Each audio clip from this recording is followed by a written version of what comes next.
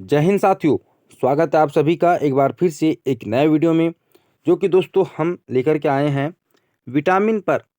Vitamin के कुछ important questions और उनके आंसर्स, क्योंकि दोस्तों मध्य प्रदेश पटवारी की परीक्षा में विटामिन से क्वेश्चंस पूछ रहा है ना।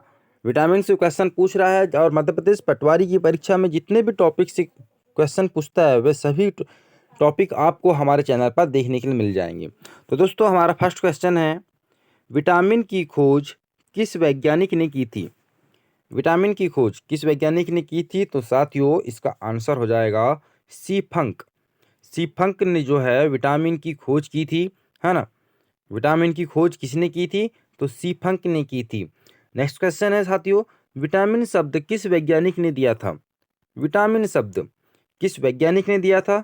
तो दोस्तों सी फंक ने ही जो है विटामिन शब्द दिया था। सी फंक ने विटामिन की खोज भी इन्होंने ही की थी और विटामिन शब्द सी फंक ने ही दिया था।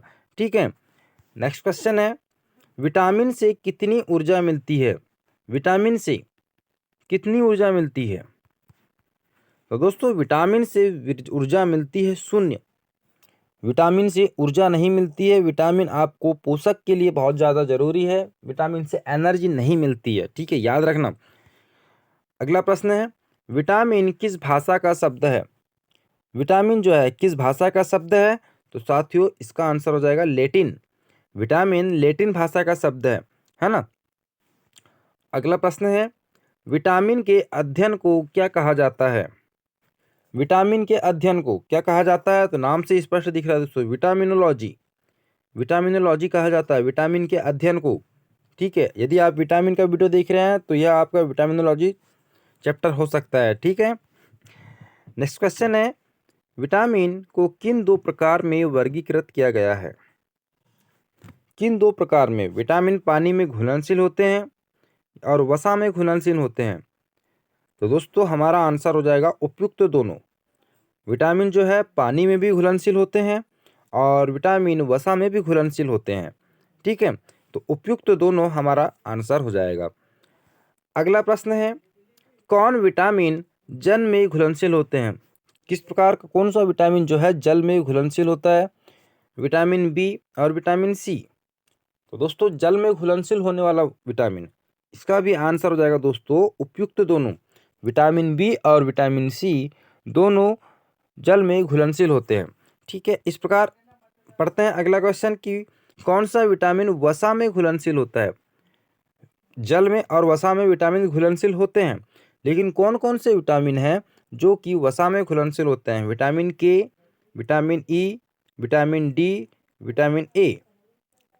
तो दोस्तों यह चारों विटामिन जो है विटामिन के, विटामिन ई, विटामिन डी और विटामिन ए, यह चारों जल में घुलनशील वसा में घुलनशील होते हैं, है ना। और जल में घुलनशील कौन से होते हैं? विटामिन बी और विटामिन सी। ठीक है। अगला प्रश्न है, किस विटामिन को सनशाइन विटामिन भी कहते हैं? Sunshine vitamin. तो दोस्तों किस विटामिन को जो है सनशाइन विटामिन कहते हैं? तो इसका आंसर हो जाएगा option number D, vitamin D. Vitamin D को सनशाइन विटामिन भी कहा जाता है ना। सनशाइन विटामिन विटामिन डी को कहा जाता है, याद रखना। मनुष्य की आंखों की रोशनी के लिए कौन सा विटामिन लाभदायक है? आंखों की रोशनी के लिए कौन सा विटामिन जो है वह लाभदायक है? तो दोस्तों इसका आंसर हो जाएगा विटामिन ए। विटामिन ए का साइंटिफिक नेम है रेटिनॉल, है ना। रेटिनॉल, विटामिन ए का साइंटिफिक नेम क्या है? रेटिनॉल।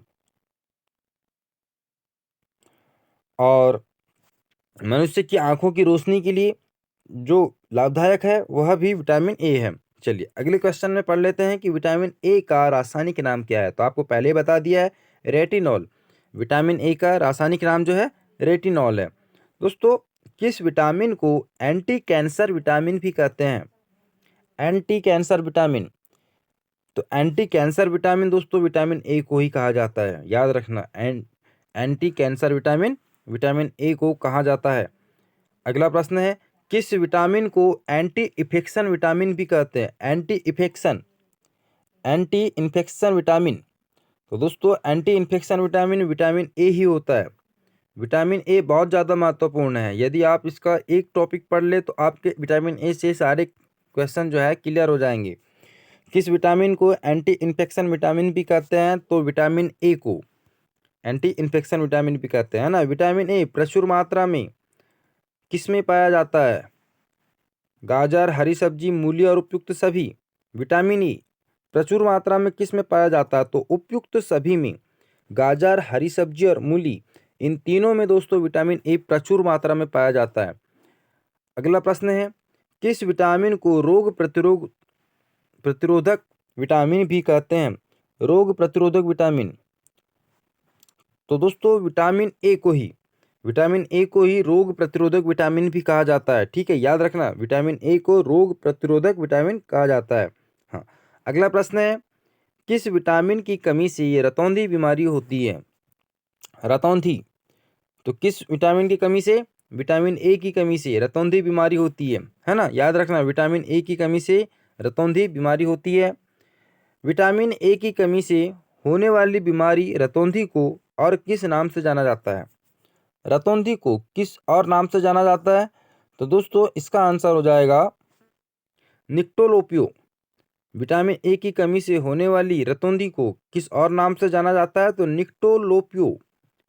रतौंधी को निक्टोलोपियो के नाम से भी जाना जाता है। ठीक है, अगला प्रश्न है, वयस्कों में होने वाली बीमारी अस्थि मृदुता या ऑस्टियोमेलेसिया किस विटामिन की कमी से होता है?